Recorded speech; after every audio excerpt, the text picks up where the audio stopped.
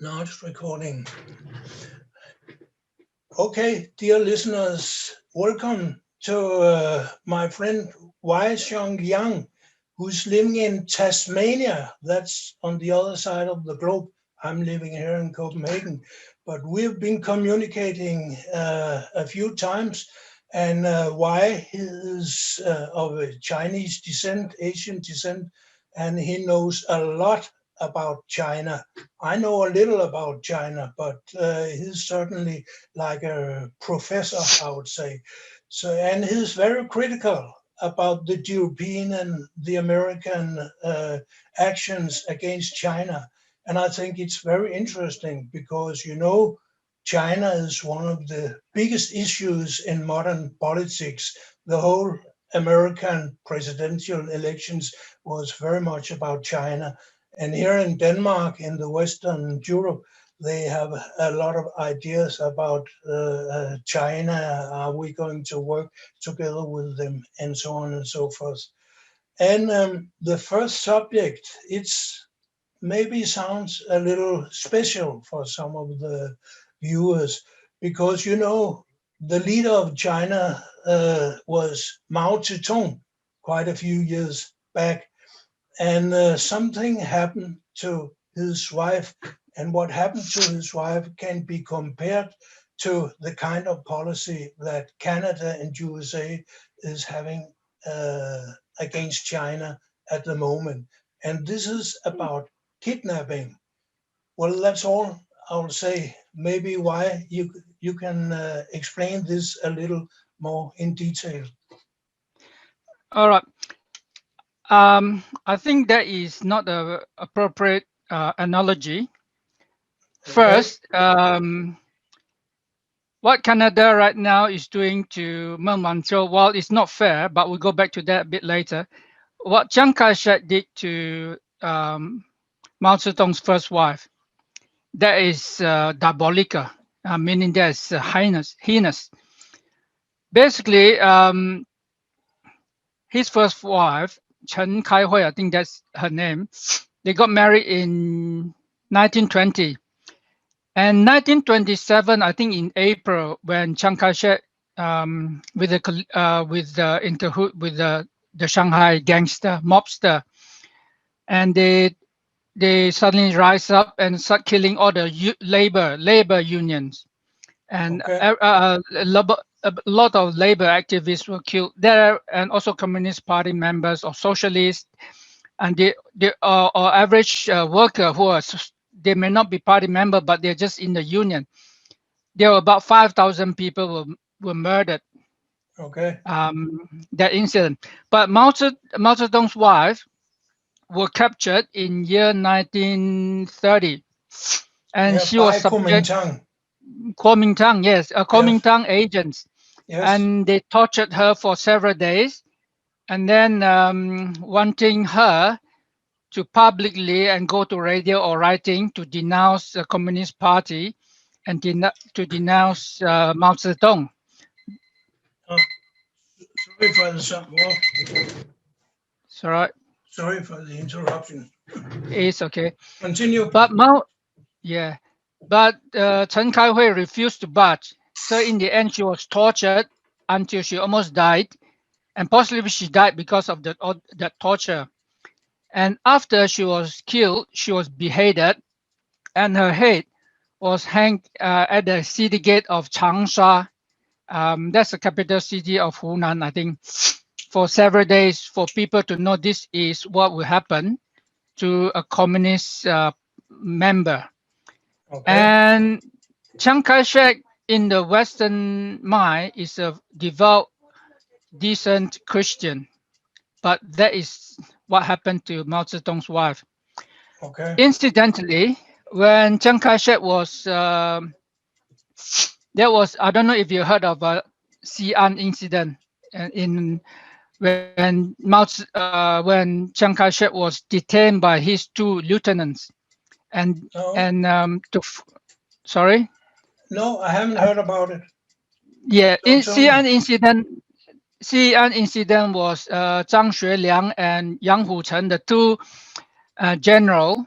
Um, detain Chiang Kai-shek and force him to enter into alliance with the communists, and together they fight against the Japanese, because Japanese has launched a full-scale invasion of China in 1937, July the 7th, Okay. and in the that's so-called Marco Polo Bridge incident. But Mao Zedong decided not to pursue personal vendetta for the sake of united front against Japanese aggression.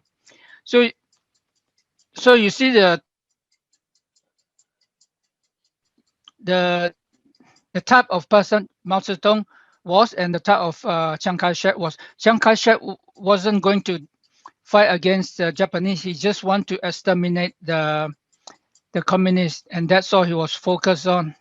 Okay. So But anyway, so you think this let's back. has, don't you think there is any relationship to the Canadians? They have arrested I think it's the daughter of the founder of Yep. Huawei, and they are trying to use her as a pawn in the trade war. Uh, Even the American president, Donald Trump, has said that she's a part of the trade war, and they keep her in jail until they hope the Chinese will accept the Americans' demands in the trade Mm, war. um, Trump did not say that in that word, but he did say that um, in another way, in a uh, more roundabout way. Say, we got your daughter, and let's talk about trade deal. And he actually was quite frank about it. He actually has talked to media, and that is probably not the smartest things to say to the media, but straight away people say, this is the link. So basically, Canadian government were, in a sense, being exposed that they're actually doing this at the behest of the US. And Men Wanzhou, or Sabrina, she did not commit any crime. She did not violate Canadian law. And the so-called incidents that happened, the business transaction between a subsidiary of Huawei company. Huawei has several subsidiaries that they are not directly controlled by Huawei, but they have the kind of like branches that they run their own business, Yeah. who with under different name and so on and so forth. Mm. But those business transactions happen when it was okay. It was okay. You know, remember that time when Obama entered a deal that allowed limited trade with Iran, and Okay. Yeah. they seized upon that period, which during that period everybody else in Europe, in Germany, in France, in UK, corporation from those, they have business dealing with Iran as well, but they were not held to accountable for same period. Okay. So this is quite a clear cut that it is to put pressure on during the uh, trade negotiation. Yes, it's a part Yeah. of the trade negotiation. I'm sorry if there Yes. is some sound from the computer, but I can clearly hear That's what you're okay. saying. Uh, yeah, of course, it's not the same as the daughter of Mao, because they are not torturing the daughter of the founder of the Yeah. Huawei. But I would say it is a kind of kidnapping. And as far as I've heard, most of the Chinese community, not at least in China, they see a kind of relationship between these two events. Don't you think so? Depend on individuals, person to person, because those people who are monolingual, Mhm. they tend to believe in certain things. You see, Yeah, for example, in Malaysia, a lot of people who, let's say, who only understand Malaysian language only, yeah, so, and they only read news from a certain newspaper, yes, and some of them who read those newspaper and nothing else, they believe that Justin Trudeau is a Muslim. Okay. You see the problem? Yeah.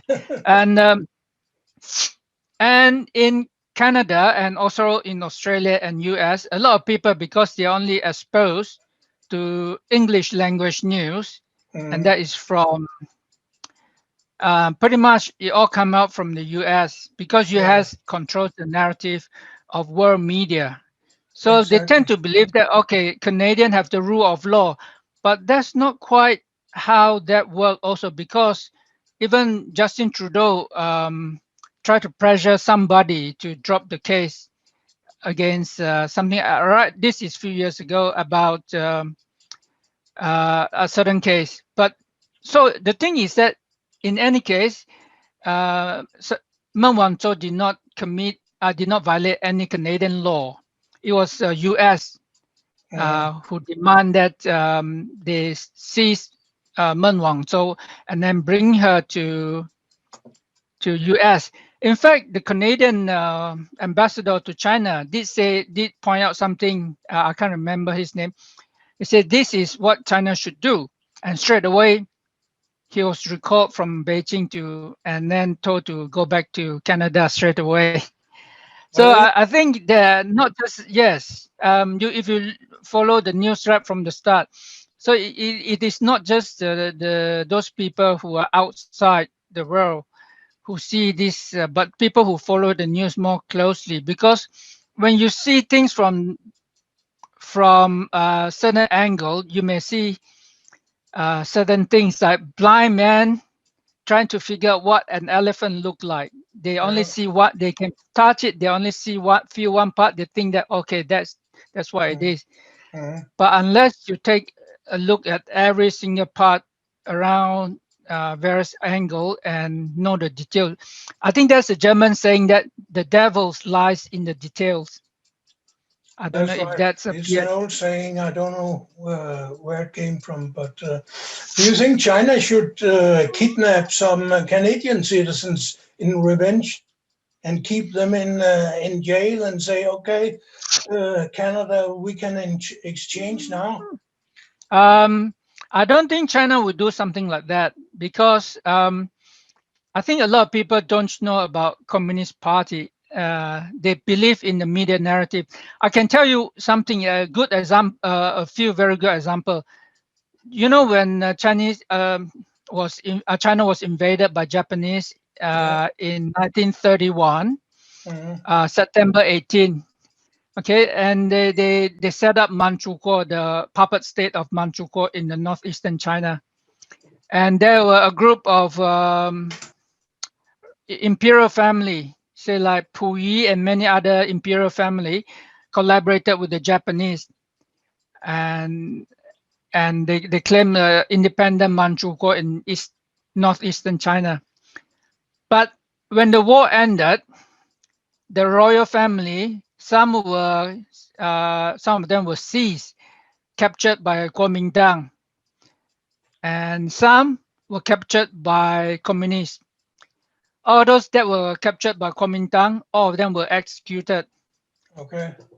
Those who were captured by Russian soldier and gave it to the Communist Party of China, let's say the last emperor Puyi, Puyi, he he became the emperor at age 3, and then he lost end of 1911 came, and he lost his imperial throne.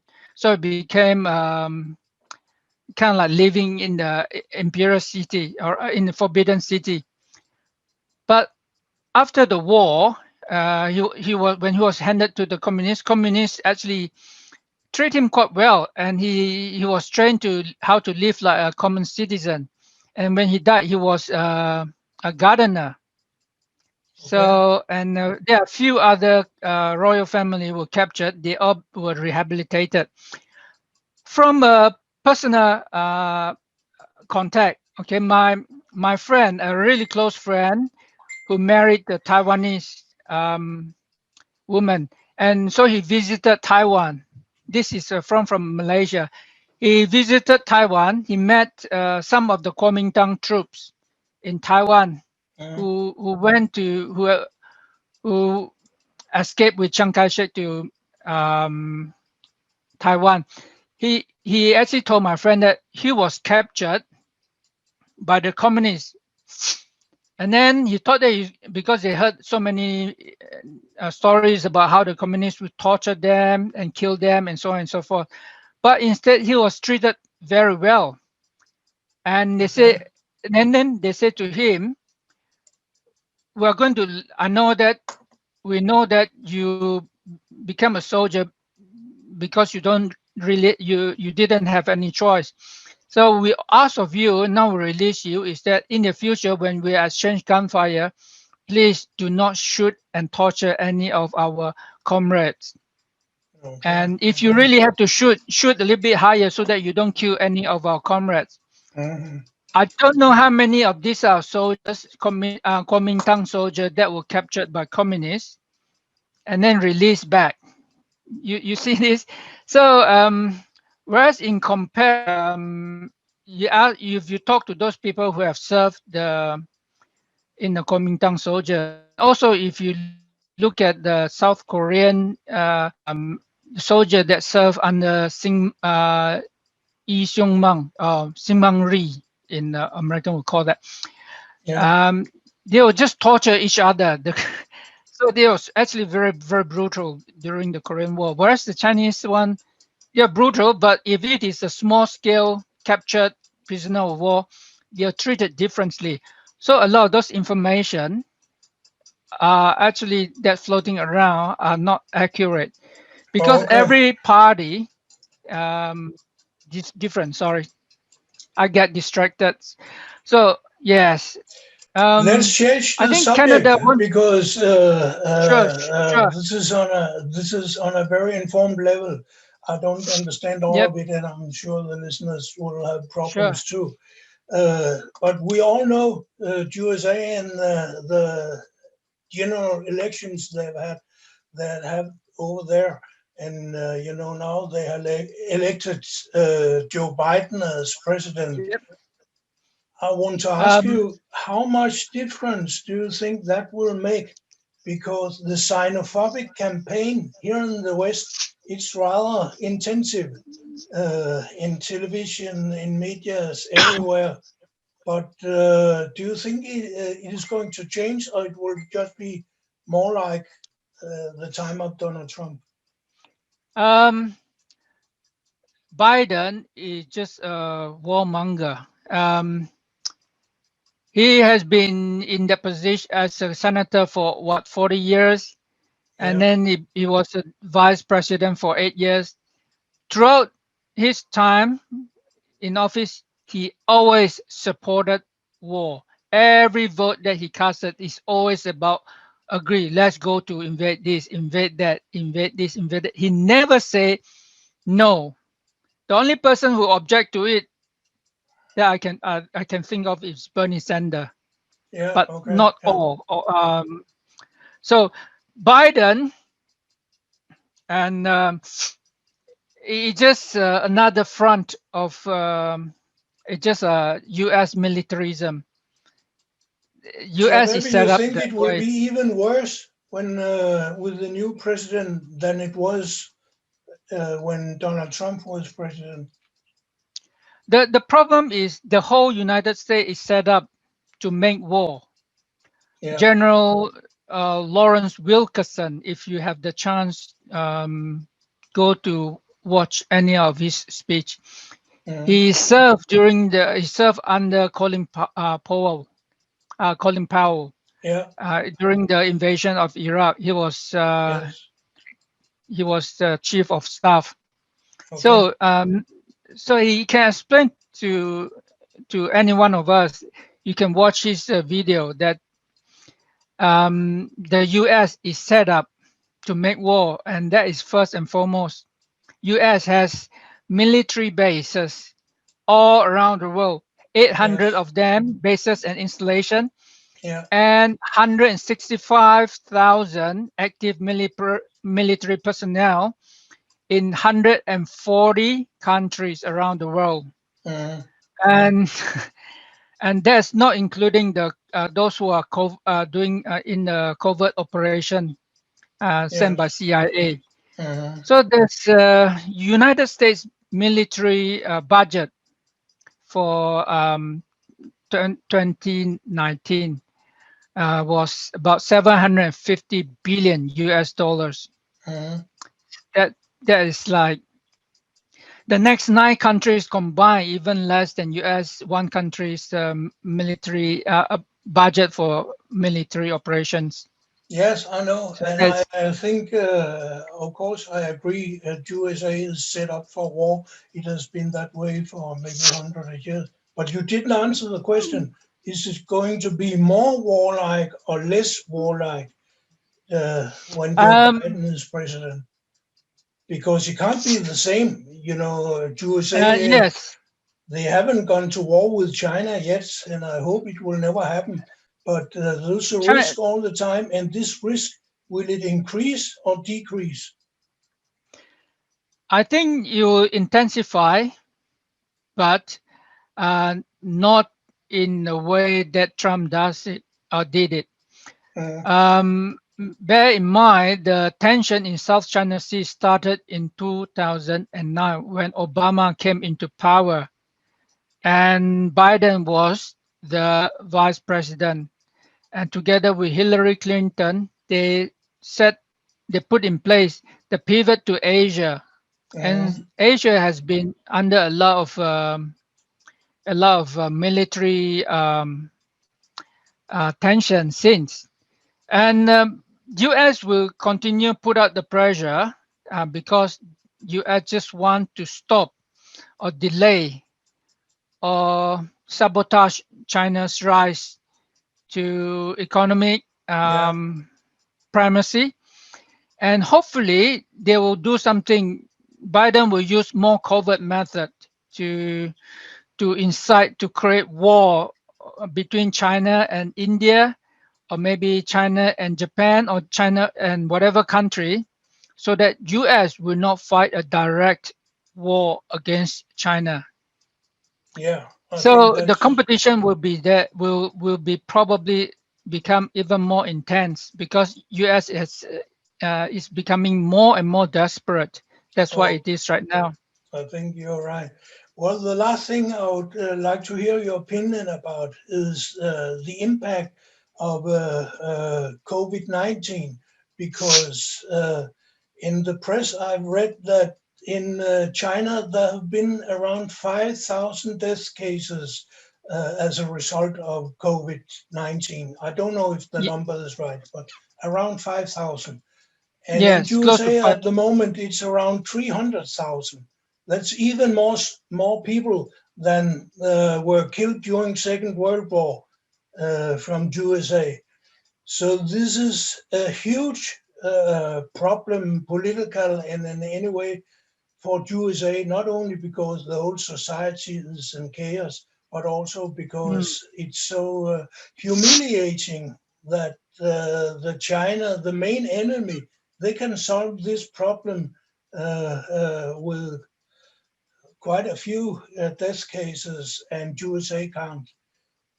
What do you think this? What kind of impact will this have? US will use US media Yeah, and US owned media around the world. Like US owns 70% of Australia's media. yeah, So US control the mind of Australians and shape their opinion. And that's the issue. So US would demonize China and say everything China is to blame, thereby to shift responsibility to say that we are not at fault. China lied, and WHO is in the pocket of China. But WHO have about 900 scientists, medical scientists working yeah, for the organization, and about 800 of more than 800 of them are actually from US, Australia, Canada, New Zealand, UK, and EU countries, and yeah. about 100 from other countries. So Okay. how do you manage, if WHO is really in China's pocket, how did China manage to get 800 people to work for China or to lie for China? Do you think that is possible? I mean, there's a Canadian, Bruce Allwood, who was a deputy director or something like that. He was in China to observe um, during at the height of COVID-19's outbreak from end of January to February, early February. He was there for 9 to 10 days and he observed everything. Okay. So yes. So the thing is, we are heading for a rough ride because U.S. is going into even bigger problem come this Christmas and January and February because we can expect the death rate to get even higher. The problem in the US, a lot of people don't believe Anthony Fauci's word, and Hmm. they are even calling out to um, wanting to kill him, Yeah. and they rather believe the right wing narrative like Trump's and other people like um, Steve Bannon and so on and so forth. So it is a very, if US it doesn't handle the situation well, that with that many firearms floating around, there is a real risk of violence between different factions in the Yes. US.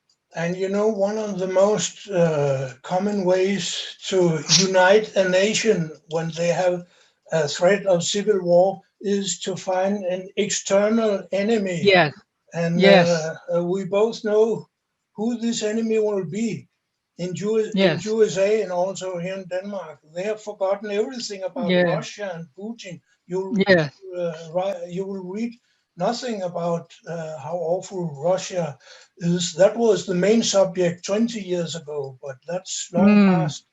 Now it's China. yes, And if they can start a more intense conflict with China, maybe the right and left wing in USA will kind of unite about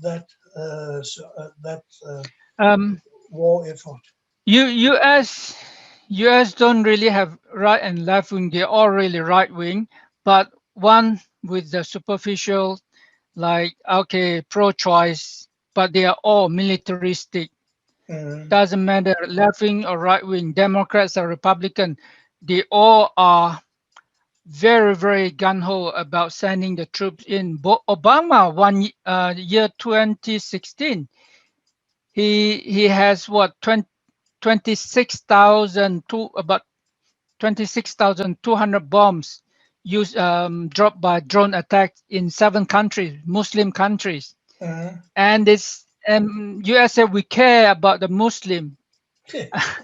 And how many millions of Muslims have died in since 2001? Yeah. And Well, so the that's future incredible. is not very certain. We have to hope and to pray. Here in Denmark, we don't even have there are no political parties going against the Jewish campaign against China and for militarism. And they say we have to Mm, invest more in weapons. That's all we can do to pay for more weapons.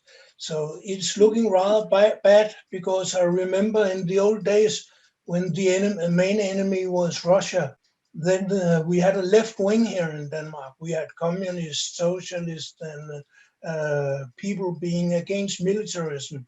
And they had demonstrations and quite a lot of activities. Of course, it was only a minority, but nowadays maybe we have a minority. It's me and a few other people. It's very, very small, and so it's not very good. But the Zoom, the software we're using right now, there are quite a few Zoom seminars, international seminars run by the British peace movement. I don't know if you have mhm. observed that, but I have participated in a few of them. So this is the only positive aspect I can tell you about Europe. So If I may introduce, if I may recommend to you, there's one particular person. I think he's Norwegian by the name of Johan Galtung. yeah, I know Johan Gal. Galtung. He's an old Yes, man. He's very, very good. He should have had the Nobel Prize many years ago. yes. Uh, Interestingly, he sometime in early mid 1980s, he mm, predicted that dissolution of Soviet Union in 1991, yeah, those. and we know what happened in 1991 to Soviet Union Yeah, exactly. in There is another December. person I can recommend for you. He's not quite as famous as Johan Galtung, but he's a student of Johan Galtung, and actually All right. he has a peace institute in Sweden, and it's called Oh Jan wow. Öberg. Jan Öberg. He has an Yeah. international peace institute. I don't remember the name, but I can send the link to you. Jan Yes, please. Øberg, he's a student uh, of Johan Johan Galtung. Galtung, and he's just a younger person. He's also a doctor in sociology, and Mm. he's a very good man And too. Johan Galtung wrote a book called Empire and Beyond. He predicted that year 2020, the empire of US will kind of decline or implode. Okay, But interestingly, I don't know if you read that, but basically just say after that US will pull back and then become a more normal country, more normal compared to USS and empire since okay. 1940s. Let's hope Yes, that he is right, Johan Galtung. He's probably one of yes, the greatest persons we've had here in Scandinavia when it comes to international peace yes. policy. So, but he's not very well known in Denmark because I don't know if he's living in Norway or where he's at the moment. But the last years he hasn't. You don't read anything about him in the papers, and And maybe he don't write any books anymore. I don't know. I think I also quite often I listen to interviews and speeches by Jeffrey Sachs. Yeah, I Who know him too. yes, Very good man. Yes, yes, and from Singapore, Kishore Mahbubani. absolutely. Ki- Yeah, we Yes. have the same heroes. So that's I think they are very insightful. I learned a lot from them, and yes. of course there are many other sources that I read, and most importantly, I spoke to people who, for example, those people who are actually at Tiananmen Square Okay. until just before midnight of the 4th of June. They were Mhm. there. They left few hours before the tank went in, and they tell you interesting stories. If you yes, but it's different from I think what so. the But media. let's Let's keep that for some keep other that time. for another time. Well, Mm. why? Thank you so much for your Thank you, Jakob. wisdom. For and I'll edit this and I'll send a link to you. It will not be published before you have said okay. And Okay. well, it's a pleasure to talk to you. What time is it in Tasmania at the moment? It's 20 minutes to 10 p.m. Oh, okay, okay. Right here in So Denmark, about to it's yes, morning here. almost 2 p.m. It's almost midday. Yeah. It is 11:41 here, Yes. Denmark, AM.